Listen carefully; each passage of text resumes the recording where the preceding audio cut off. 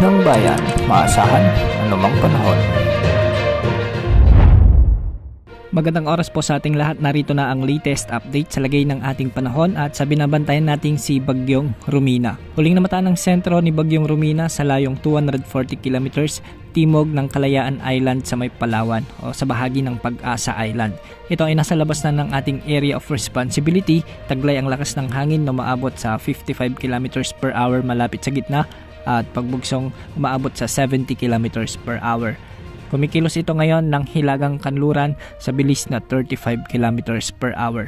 Dahil nga dito makakaranas ng mga pag-ulan na may mga pagbugso ng hangin ang malaking bahagi ng Kalayaan Islands, kaya hindi inaalis ang posibilidad ng mga biglang pagbaha at pagguho ng lupa, lalo na kung may mga umiiral na katamtaman at malalakas o minsan ay matitinding pag-ulan.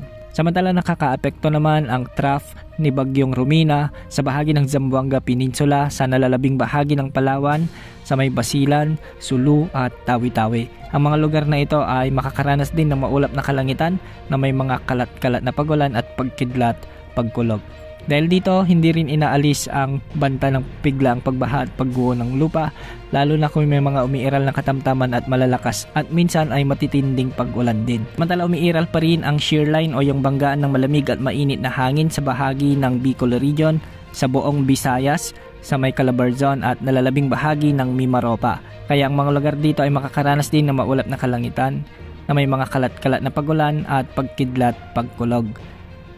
Samantala, ang Amihan naman ang nagdadala ng malamig na simoy ng hangin at maulap na kalangitan na may kasamang pag-ulan sa bahagi ng Metro Manila, sa buong Cagayan Valley, buong Cordillera Administrative Region at sa buong Central Luzon. Dahil dito ay posible pa rin ang banta ng mga flash floods or landslides, lalo na kung may mga katamtaman at malalakas na pag-ulan. Sa nalalabing bahagi naman ng Luzon ay magiging bagyang maulap hanggang sa maulap ang mga kalangitan na may mga isolated light rains o mahihinang pag-ulan.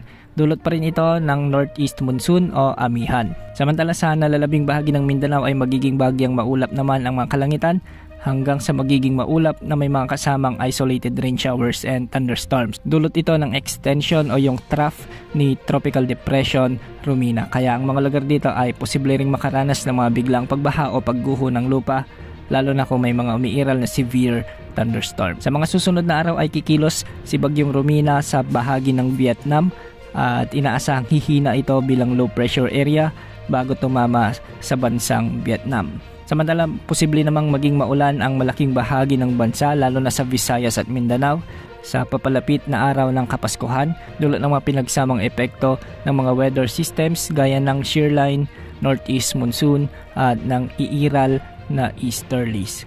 Yan muna ang update sa lagay ng panahon. Ito po ang weather update ng bayan, maasahan anumang panahon.